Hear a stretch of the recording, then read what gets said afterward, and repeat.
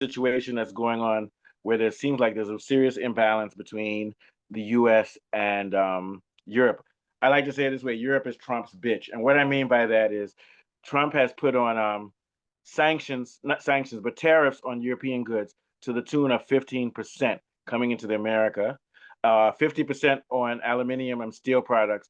And meanwhile, Kunle, guess what the tariff on the American goods going to Europe is? It's zero. So we'll start off with that. What are your thoughts, Kunle? Well, the problem is that when you now have tariffs on European goods going into Europe, that means that it's more expensive for the American taxpayer to purchase goods coming in from Europe. And when you remove the tariffs, and then America doesn't have to pay tariffs on their goods when they come into Europe, it means that they're very cheap and affordable for the European taxpayer. Now, for the European, but the problem with American goods in terms of manufactured goods is quality. So if America is going to now improve on their quality, they need to sort out their industry, which is a long-term issue. Because as at now, I mean, the quality of an American car can't really compete with a European or a Japanese car on efficiency and etc. And people still go for the European or the Asian alternatives for those reasons. So whilst Yeah, America might see it as a victory in the short term, unless they can but here's the transcend thing, that Kool-Aid. Here's with how their Europe loses. industry in the Kool-Aid, long term, they here's how won't Europe see loses. any benefits. Here's how Europe loses. If you put tariffs on European goods, they won't be able to compete with China, and people will buy more Chinese products than European because there's no tariffs on Chinese goods. So Americans will now buy Chinese goods rather than European goods. And on top of that, the US is putting a 50% tariff on European steel and aluminum. America has more steel and aluminum than Europe, okay? So the this is going to cut to make sure that Europe doesn't try to undercut the market so that in America they'll be using their own aluminum and steel. And furthermore, they may even start getting aluminum and steel from places like Congo and China also. So this hurts Europe because it makes European products less competitive in America because they're not only competing against America, they're competing against Chinese goods. So what this is doing, it's going to increase the cost of goods for Americans if they buy European goods. If we Yeah, buy it's also Chinese going goods to, as it goes, we don't pay any extra. We don't pay yeah, any extra tariff. So this hurts Europe's economy. And also part of the agreement is that Europe has to buy American natural gas. So as you can see, this is basically turning Europe into America's vassals because Europe stupidly decided to put sanctions on Russia, so they can't get Russian gas because America told them to do. So now they have to buy American gas, which is 3 times more expensive.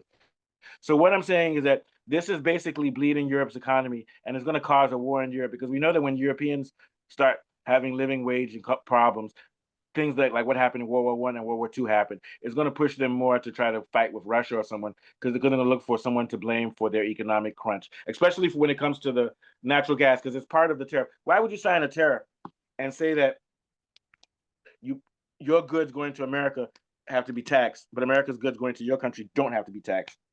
Then on top of that, part of the tariff is that you have to agree to buy American oil and liquid gas and things. That's like a mafia shakedown. What are your thoughts? Yeah.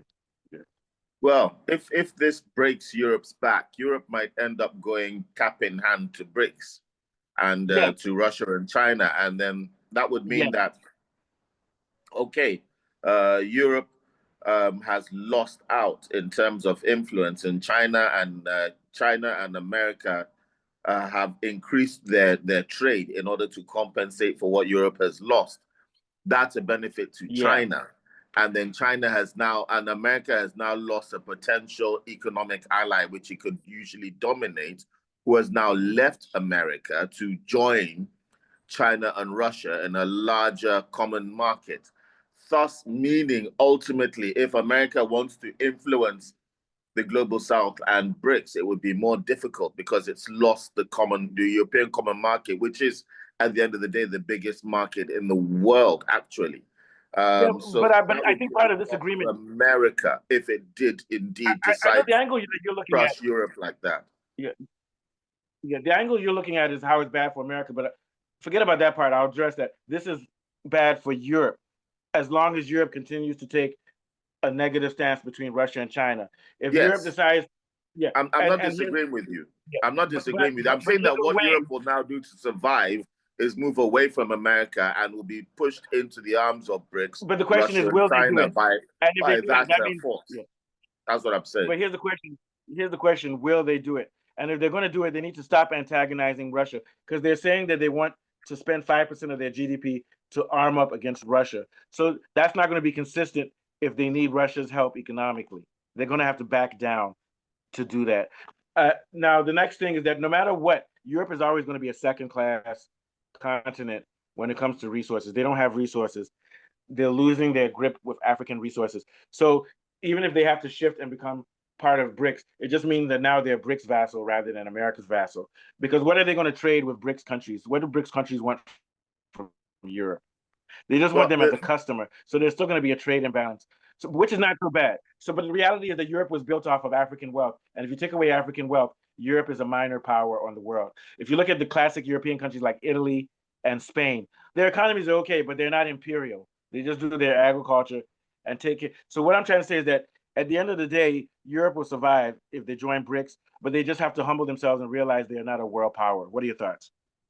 yeah, and Anymore? then when you now, the thing is that there is a movement, not just in Europe, but also in America, as governments beginning to discover this Zionist project.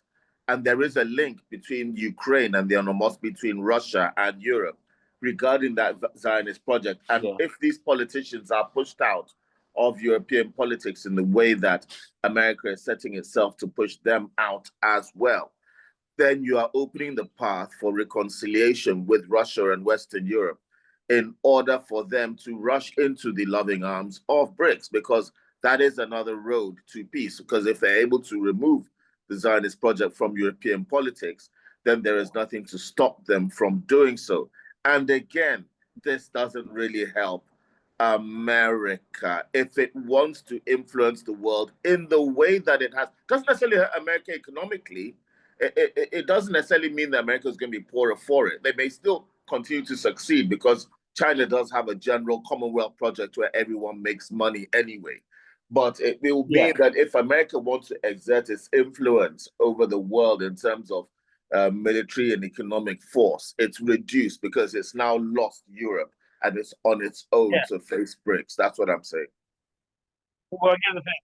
Let's look at American politics. We talked about it yesterday. Marjorie Taylor Greene. Fuck imperialism. That's what she says. Fuck imperialism. Fuck hegemony. Fuck money for Israel and everything. Let's focus on ourselves. So Trump is 80. So what I'm saying is that America is going to adapt too, and they're going to start looking out for their own interests because it's clear that this imperialism is not helping America. It'll be different if we owned all of Congo's wealth and we owned all over the world and we were using it to build up our country. But the U.S.'s economic system went so far that even though it's an imperialist country, they price themselves out. For example, you can't live in New York unless you make $150,000 a year. If you have $150,000 in Russia or China, you're considered rich. So what it shows that America, through greed and inflation, has even destroyed the fact that it has resources from other countries because Americans consume so much that they eat up. It's sort of like you eat everybody else's food, but you're still hungry because you're within your own house. People are being wasteful. So is we already see the marks. America, the right has moved. There's a right wing movement which is anti-imperialist. We're just waiting, like you said, to see if there's going to be a leftist movement in America. If the Democrats can stop talking about Ukraine and fighting China and Russia. So, like you're right, and then the U.S. would still be a rich country. It would be like it was right after World War II or before World War II, where it was a rich country, but it wasn't pushing the rest of the world around. And every American had two children, one TV in a house, and that was it. But not every American wants to have 6 iPhones, 2 SUVs. My sister has 2 SUVs. 2 SUVs and a Lexus, and they want to have a $1 million house, and they want to have all of this. That's not sustainable. So you're right. The U.S. is going to have to tailor down its economy and just make its economy modest. The way, like, if you go to a country like Italy and Spain, they're not poor countries. They have modest economies. And to me, they have a better life of living because they're more like villages. Everybody knows each other.